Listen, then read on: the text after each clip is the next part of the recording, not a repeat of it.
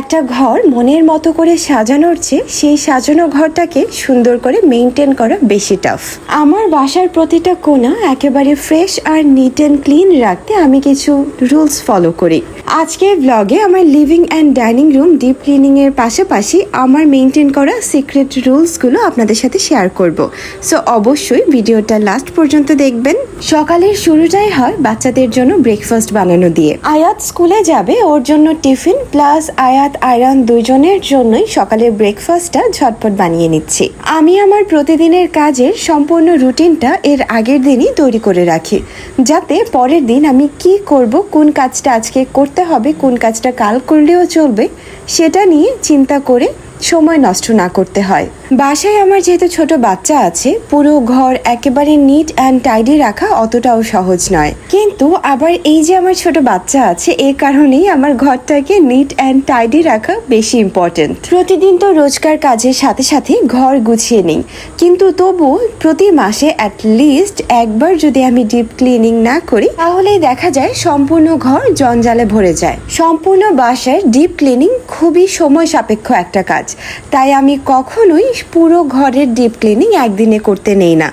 আমি এক এক সপ্তাহে এক একটা রুমে ডিপ ক্লিনিং করি। আর যেদিন যে রুমে ডিপ ক্লিনিং করি, একেবারে খাটের তলা থেকে শুরু করে ড্রেসিং টেবিলের জিনিসপত্র, আলমারি ড্রয়ারে রাখা জামা কাপড়, কিচেনের শেলফ, কিচেনের প্রপার একেবারে কোনা কানি যা আছে সব কিছু প্রপারলি পরিষ্কার করি। এতে করে আমার একদিনে অনেক বেশি কাজও করে নিতে হয় না, আর অন্যদিকে আমার বাসাটাও সব সময় খুব পরিপাটি থাকে।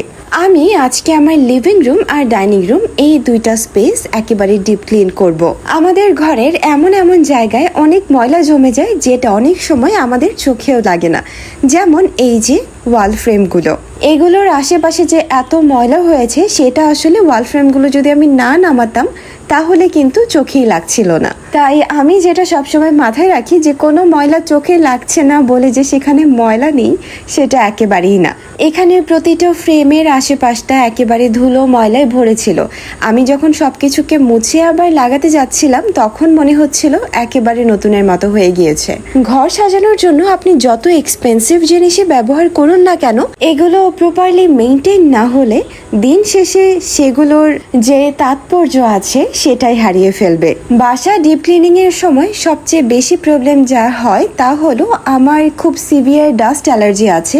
দেখা যায় যে এই ঘরের যে ধুলাবালু আছে, এগুলো আমার শরীরে লাগলে প্রচন্ড চুলকানি শুরু হয়ে যায়। এই কারণে আমি ফুল প্রোটেকশন নিয়ে তারপর কাজ করতে বসি। যেরকম আমি আজকে খিমার পরে নিয়েছি, যাতে আমার সারা শরীরে ধুলাবালু না লাগতে পারে, প্লাস আমি মাস্কও ইউজ করছি যাতে নাক মুখ দিয়ে ধুলাবালু না যায়। আমাদের যাদের বাসায় ইনডোর প্ল্যান্ট আছে, ইনডোর প্ল্যান্টগুলো বাসায় রাখা, এগুলোর যত্ন, এগুলো তো কঠিন, কিন্তু এগুলো থেকে যে ময়লাগুলো হয়, যেমন এই যে যখন আমরা গাছগুলোতে পানি দিই, তার ওয়েস্টেজ যে পানিগুলো থাকে, সেই পানিগুলো সাথে কিছু কাদা মাটি বের হয়, কাদা পানি বের হয়, এই সব কিছু পরিষ্কার করে একেবারে ক্লিন রাখাটাও কিন্তু অনেক বেশি ইম্পর্ট্যান্ট।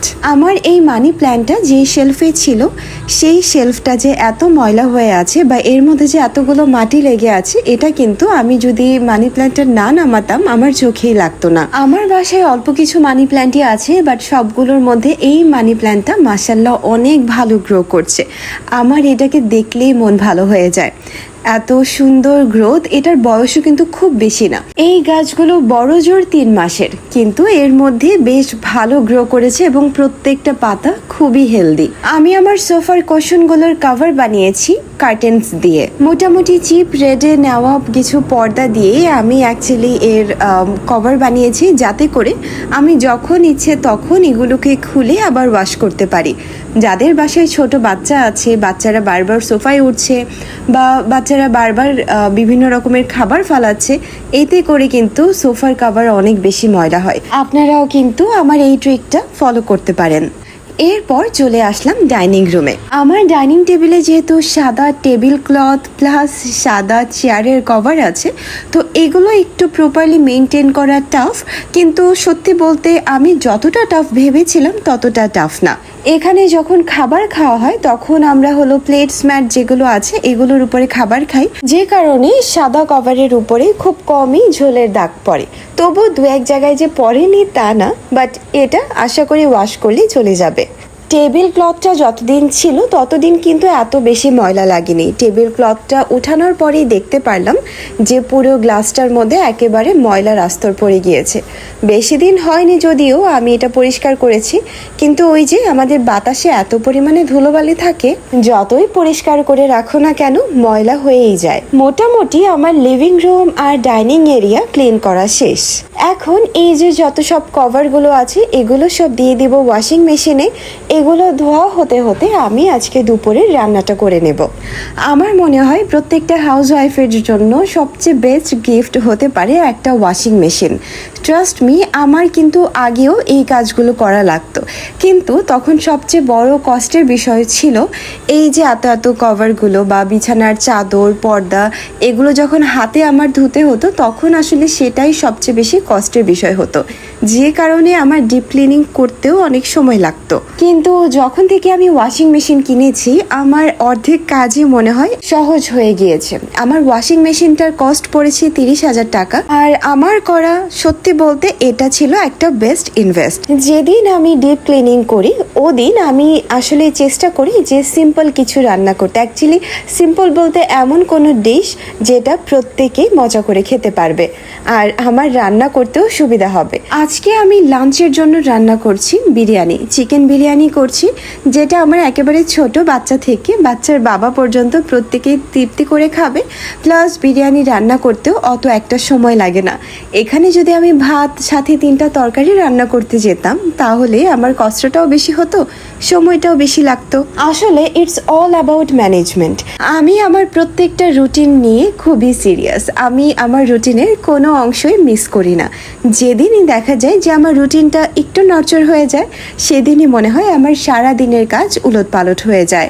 বাসায় ছোট বাচ্চা আছে বলেই যে আমার ঘর অগোছালো থাকতে হবে, আমার ঘরের এখানে সেখানে খেলনা পড়ে থাকতে হবে, ব্যাপারটা কিন্তু ওরকম না। ছোট বাচ্চা আছে, খেলা করবে, আমি জানি বাচ্চার খেলার স্কেজুল কতটুকু সময়ের।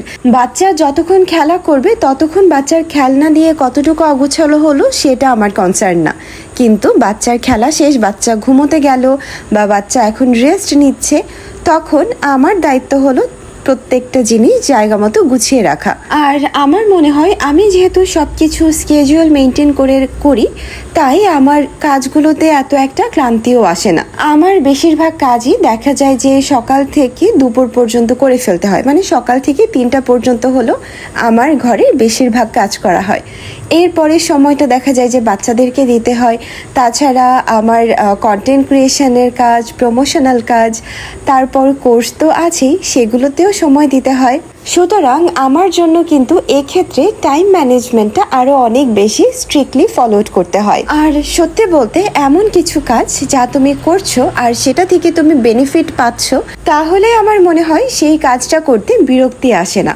দেখো 24 ঘন্টার সময় আমার হাতেও আছে, তোমার হাতেও আছে, কিন্তু এই 24 ঘন্টাকে আমরা কিভাবে কাজে লাগাচ্ছি সেটা হলো মেইন। একটা দিনকে সম্পূর্ণ কাজে লাগানোর জন্য আমার মতে সবচেয়ে ইম্পর্টেন্ট হলো আগের দিন রাতে ঘুমোতে যাওয়ার আগে পর দিনের প্রত্যেকটা প্ল্যান মাথায় একেবারে সুন্দর করে সাজিয়ে নেওয়া, যে পরের দিন আমি কি রান্না করব, কি কি কাজ করব, কোন কাজে আমার বেশি সময় দিতে হবে আর কোন কাজটা কালকের জন্য স্কিপ করলেও হবে। আমরা হাউসওয়াইফ হয়েছি বলে যে আমাদের সারাটা দিন ঘরের কাজেই কাটিয়ে দিতে হবে তেমন কিন্তু কোনো কথা নেই। আমাদেরকে হার্ড ওয়ার্ক না করে স্মার্ট ওয়ার্ক করতে শিখতে হবে। 2026-এ এসেও যদি আমরা সারাটা দিন ঘরের কাজেই লাগিয়ে দিই তাহলে আসলে আমরা নিজেরাও জানি না যে আমরা কত কিছু মিস করে ফেলছি। আমার টিপসগুলো বা আমার কথাগুলো যদি তোমাদের ভালো লেগে থাকে তাহলে অবশ্যই আমার চ্যানেলটাকে সাবস্ক্রাইব করে রাখবে। আর তোমরা মাসে কয়বার ডিপ ক্লিনিং করো বাসা সেটাও কিন্তু কমেন্ট করে জানাতে ভুলবে না। আল্লাহ হাফেজ।